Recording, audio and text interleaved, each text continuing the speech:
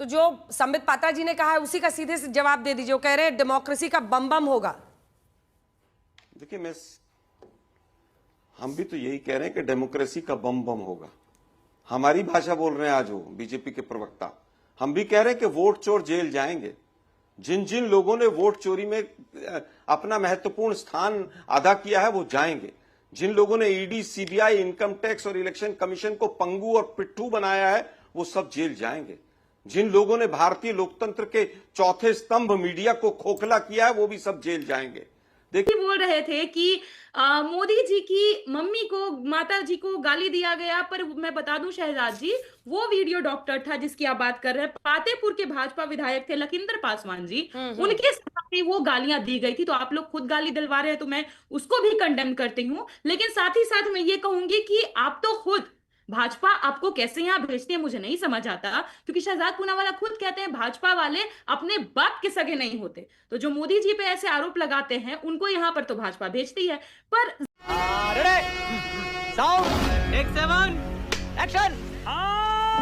जाइए महागठबंधन पर, जिसमें आरजेडी 144 सीटों पर जीती थी, 75 इनके विधायक चुने, सबसे बड़ी पार्टी बनी, 52% इनका स्ट्राइक रेट रहा, 27% आपका स्ट्राइक रेट था और 70 सीटों पर आप लड़े थे, 29 पर लेफ्ट, 55% उनका स्ट्राइक रेट, 243 कुल आप लड़े थे और 45% था। 70 सीटें पिछली बार लड़ी थी। क्या इस बार वाकई आलोक जी सीडब्ल्यूसी के साथ एक दबाव बनाया जा रहा है कि ज्यादा से ज्यादा सीटों पर इस बार कांग्रेस पार्टी लड़ पाए? 100 से ज्यादा चाहते हैं या 100? देखिए अंजना जी, मुझे लगता है सबसे पहले तो स्ट्राइक रेट पर बात कर लेते हैं। स्ट्राइक रेट और ये सब चीजें, जब इतनी बड़ी वोट चोरी देश के अंदर पकड़ी जा रही हो, जब पता चलता हो कि किस तरह से वोट जोड़े जाते हैं, किस तरह से काटे जाते हैं और किस तरह से डब्बों को बदला जाता है, किस तरह से सुप्रीम कोर्ट में आकर 5 ईवीएम आती हैं और उसी से नतीजे बदल जाते हैं, तो उसके बाद ये स्ट्राइक रेट का जो फंडा है इस पर मैं बहुत ज्यादा विश्वास नहीं करता, डिस्कशन भी नहीं करना चाहता। बात तो सही है। अब बात आती है कि ज्यादा सीट, 100 सीट, 80 सीट, 90 सीट, जो भी आप के सूत्र बता रहे हैं, मुझे लगता है कोई भी गठबंधन हो, कोई भी पार्टी हो, वो चाहती है कि मुझे ज्यादा से ज्यादा सीटें मिलें और मैं ज्यादा से ज्यादा जिताऊ सीटों पर लड़ूं। इसमें कहीं कोई दिक्कत थोड़ी ना है।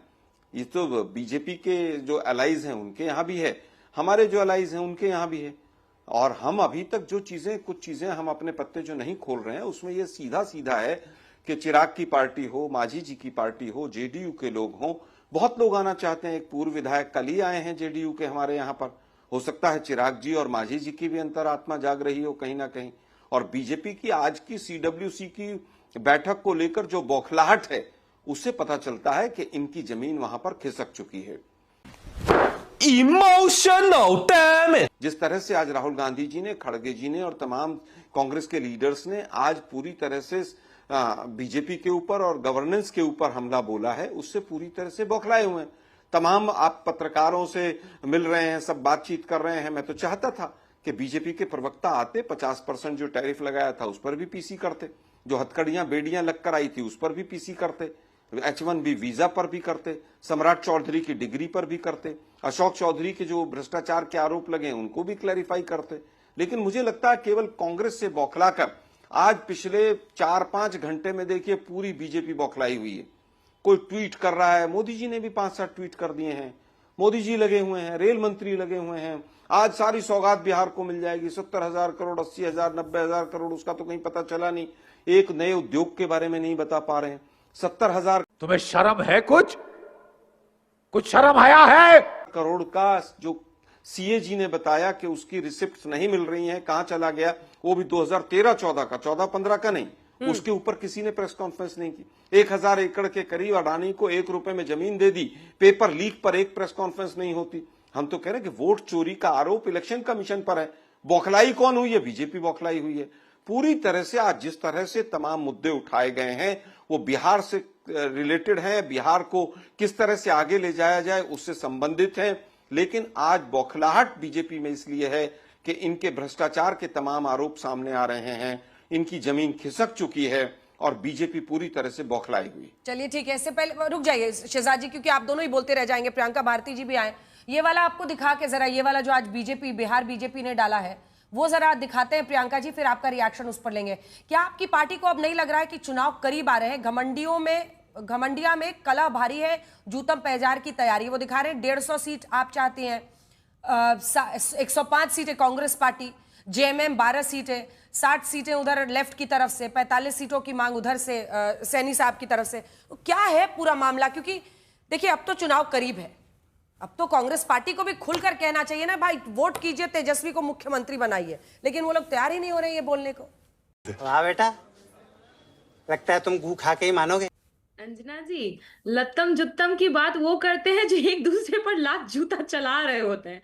आरके सिंह इन भाजपा के ही पूर्व मंत्री रहे ना, क्या बोले वो जेडीयू के एमएलसी के बारे में? उनका कल परसों का ही बयान है कि जेडीयू के एमएलसी राधाचरण सेठ ड्रग माफिया हैं। ड्रग माफिया मतलब अफीम, गांजा, चरस, कहाँ कहाँ किसकी क्या तस्करी करवा रहे हैं, ये तो भाजपा के ही जो पूर्व नेता रहे वो बता पाएंगे, या जिन जेडीयू के एमएलसी पर उन्होंने आरोप लगाया वो बता पाएंगे। फिर लत्तम जुत्तम किनके ये बीच में पहले हुआ? आपकी पार्टी में थे क्या जिनके बारे में उन्होंने कहा है?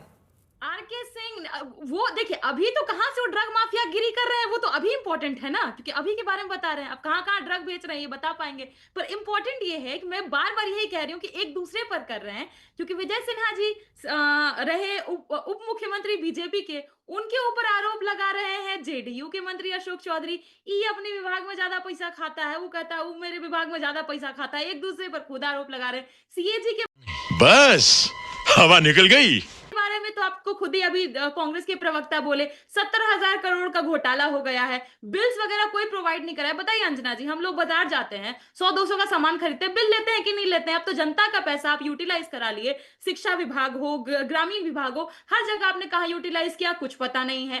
पर इंपॉर्टेंट ये है कि शहजाद जी बोल रहे थे कि मोदी जी की मम्मी को, माता जी को गाली दिया गया, पर मैं बता दूं शहजाद जी, वो वीडियो डॉक्टर था जिसकी आप बात कर रहे हैं, पातेपुर के भाजपा विधायक थे लखिंदर पासवान जी, उनके सामने वो गालियां दी गई थी। तो आप लोग खुद गाली दिलवा रहे हैं, तो मैं उसको भी कंडेम करती हूँ। लेकिन साथ ही साथ मैं ये कहूंगी कि आप तो खुद भाजपा आपको कैसे यहां भेजती है मुझे नहीं समझ आता, क्योंकि शहजाद पूनावाला खुद कहते हैं भाजपा वाले अपने बाप के सगे नहीं होते। तो जो मोदी जी पे ऐसे आरोप लगाते हैं उनको यहां पर तो भाजपा भेजती है, पर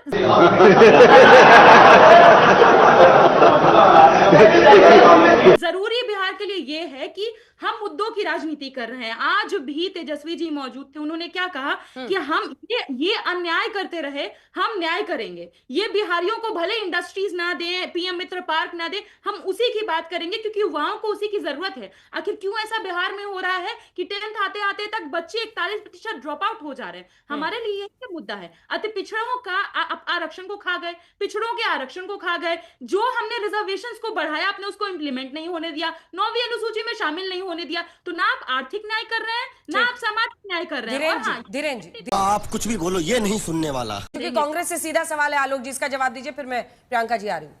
ठीक है आलोक जी। देखिए, मैं समझता हूं ये सवाल पूछकर लोगों को भ्रमित करना, लोगों को उलझाए रखना। अब मैं पूछूं आरएसएस ने आज तक कितने दलितों को अपना आरएसएस का अध्यक्ष बना लिया, प्रेसिडेंट बना लिया, चेयरमैन बना लिया, ये सब बेकार की चीजें हैं। असली चीज ये है कि जो बीजेपी की बात कीजिए ना आलोक जी, आलोक जी नहीं, आलोक जी संघ तो अलग है, संगठन है, यहाँ पे बात कीजिए ना, बीजेपी और कांग्रेस की होगी ना, शासन की बात है ना, शासन में भागीदारी की बात। मुझे लगता है कि पूरी बीजेपी कहती है कि हमारे लिए आरएसएस ही सब कुछ है, हम आरएसएस की उपज हैं। कोई आरएसएस को माता बताता है, कोई पिता बताता है, कोई दादा बताता है, कोई दादी बताता है, और आरएसएस की बात ना की जाए। जो क्या बात कर रहे हैं? का एग्जांपल नहीं है आपके पास, तक नहीं कर पाया हो उसके प्रोडक्ट। अगर मैं फिर कहूंगा कि बीजेपी के अंदर भी तमाम ऐसे लोग रहे हैं। बीजेपी में क्या दलित बना दिया इन्होंने? हाँ, प्रधानमंत्री आज तक क्या बना देंगे? बंगारू लक्ष्मण अगला बना देंगे। आप कहिए आज कहकर जाइए, अरे भाई वो अध्यक्ष बने हैं, केवल प्रधानमंत्री बने हैं क्या? वो चेक हो गया, बंगारू लक्ष्मण बने थे। वो जो 1 लाख रुपए रिश्वत लेते हुए पकड़े गए थे, जो ओबीसी प्रधानमंत्री कितने जवाब सुनिए शहजाद जी। आपके बीच में नहीं बोला शहजाद, मैं आपके बीच में नहीं बोला, फिर आपको दिक्कत होगी। मैं केवल ये कहना चाहता हूं, नहीं क्या दिक्कत होगी? धमकी वाली राजनीति नहीं। वही बंगारू लक्ष्मण है ना जो रिश्वत लेते पकड़े गए थे, वो जो कैमरे पर रिश्वत लेते पकड़े गए थे, वही बंगारू लक्ष्मण थे ना। मैं आगे कुछ कहना नहीं चाहता। देखिए, ये मुद्दों को डाइवर्ट करने का तरीका है। FIR बीजेपी ने कराई, अरे भाई इलेक्शन स्टेट इलेक्शन कमीशन ने कराई। स्टेट इलेक्शन कमीशन ने 18 चिट्ठियां लिखी, किसको? CID ने भी लिखी, किसको? इलेक्शन कमीशन ऑफ इंडिया को, लेकिन जवाब नहीं दिया क्योंकि फंसते हुए नजर आ रहे थे। आप शर्म करो शर्म। बार बार सफाई इलेक्शन कमीशन के बिहाफ पर देते रहिए, लेकिन इलेक्शन कमीशन फंस चुका है पूरी तरह से। राहुल गांधी जो विषय उठाते हैं इलेक्शन कमीशन उस पर ही कानून ले आता है। आप बताइए चंडीगढ़ मॉडल क्या था भाई? चंडीगढ़ मॉडल तो पूरे देश ने देखा।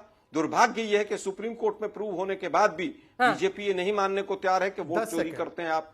कहीं वोट जोड़ देते हैं, कहीं वोट काट देते हैं, कहीं SIR चला देते हैं। SIR पर सुप्रीम कोर्ट ने कितनी लताड़ इलेक्शन कमीशन को लगाई है वो पूरे देश ने देखा है। लेकिन आज का जो विषय है कि आप जो बार बार कह रहे हैं कि बिहार के लिए हमने ये किया, बिहार के लिए अगर किसी ने किया तो गरहरा का प्लांट हो, चाहे तो जो संबित पात्रा जी ने कहा है उसी का सीधे से जवाब दे दीजिए। वो कह रहे हैं डेमोक्रेसी का बम बम होगा। देखिए, हम भी तो यही कह रहे हैं कि डेमोक्रेसी का बम बम होगा। हमारी भाषा बोल रहे हैं आज वो बीजेपी के प्रवक्ता। हम भी कह रहे हैं कि वोट चोर जेल जाएंगे। जिन जिन लोगों ने वोट चोरी में अपना महत्वपूर्ण स्थान अदा किया है वो जाएंगे। जिन लोगों ने ED, CBI, इनकम टैक्स और इलेक्शन कमीशन को पंगु और पिट्ठू बनाया है वो सब जेल जाएंगे। जिन लोगों ने भारतीय लोकतंत्र के चौथे स्तंभ मीडिया को खोखला किया है वो भी सब जेल जाएंगे। देखिए, ये तो लेने के देने पड़ गए। कि राहुल गांधी जी को समझ नहीं है, ये कहने वाले लोग अपनी समझ को जरा देख लें। चाहे वो कोरोना हो, चाहे वो चीन का मुद्दा हो, चाहे GST हो और चाहे इलेक्शन कमीशन हो, राहुल गांधी ने हर समय पर हर चीज को पहले से पहले चेताया था। अच्छा ठीक है आलोक जी, एक सवाल है आपसे जिससे पहले कि मैं प्रियंका भारती जी के पास जाऊं। आलोक जी, एक सवाल है। 4 विधायक ये जो शोएब जमई जी के ओवैसी की पार्टी के RJD में गए थे, वो किस दम पर गए थे? उनको अचानक लगा कि ओवैसी साहब खराब है और तेजस्वी जी बड़े अच्छे हैं। वहां पर क्या चला था? देखिए, मुझे लगता है कि वो विधायकों ने खुद बैठकर अपनी क्लैरिफिकेशन दी थी कि क्या चला था। वैसे तो और MIM उनको समझ आ गया था कि केवल और केवल बीजेपी की मदद करने के लिए बिहार में आई थी। उन विधायकों को भी समझ आ गया। प्रियंका भारती, तो कहावत है, जब आंख खुली उनकी तो उनको समझ आया और वो चल दिए उधर। उनकी आंख खुली तो वो चल दिए उधर। अब बाकी जो इधर बीजेपी में जाती है उनकी आंखें बंद हो जाती हैं, या पता नहीं क्या होता है जो आप ED और तमाम चीजें कहते हैं। प्रियंका भारती जी, आप लोगों ने ही ऑपरेशन लालटेन किया था, शोएब जमई जी की पार्टी को ही उजाड़ दिया पूरा। 5 उन्होंने पतंग उड़ाए थे हवा में, 1 पतंग उनके हाथ में बचा है। आप लोग क्या करते हैं? क्या मतलब चेहरा पसंद आ जाता है इसलिए लोग आ जाते हैं आपके पास? बीजेपी के पास जाते हैं तो लालच से जाते हैं या डर से जाते हैं? और प्रियंका भारती जी आपकी पार्टी में काहे आ गए? तेरा तो गेम बजाना पड़ेगा। अंजना जी, हमारे पास हजारों करोड़। इसी के साथ एक सवाल जोड़ रही हूँ। वैसी साहब सीधा कह रहे हैं कि RJD को सबसे बड़ा नुकसान होगा। मैंने 3-4 चिट्ठियां लिखी हैं कि मैं साथ में लड़ना चाहता हूं। RJD को सबसे ज्यादा नुकसान होगा जो वो घमंड दिखा रहे हैं। अंजना जी, हमारे पास जो लोग आते हैं वो इच्छा से आते हैं, मैं ऐसा कैसे कह सकती हूँ? नीतीश जी को तो हम जबरन नहीं लाए थे ना। भाजपा वाले उनको डरा धमका रहे थे, पार्टी को खत्म करने वाले थे, तब नीतीश जी हमारे पास आए थे। तो हम किसी को लाते नहीं है, सब खुद आते हैं। दूसरी बात कि शहजाद जी बोल रहे थे हमें जातिवादी। चलिए शहजाद जी, आपको प्रधानमंत्री मोदी जी की किताब कर्मयोग की मैं सैर करवाती हूँ। एक पैराग्राफ में मोदी जी लिखते हैं कि वाल्मीकि समुदाय जो परंपरागत रूप से मैला ढोने और सफाई का काम करते हैं, वो लोग पता है क्यों करते होंगे? कोई स्पिरिचुअल उनको एक तरीके से एक्सपीरियंस होता होगा, क्योंकि ऐसा नहीं होता तो पीढ़ी दर पीढ़ी काम नहीं करते। या जातिवादी सोच नहीं लगती है क्या आपको? और नेपो किड बहुत करते हैं शहजाद जी। मुझे ये बताइए, सम्राट चौधरी जी नेपो किड नहीं है क्या? हाँ भाई, कैसी लगी? आगे स्वाद खत्म। Bye bye, tata, good bye, गया।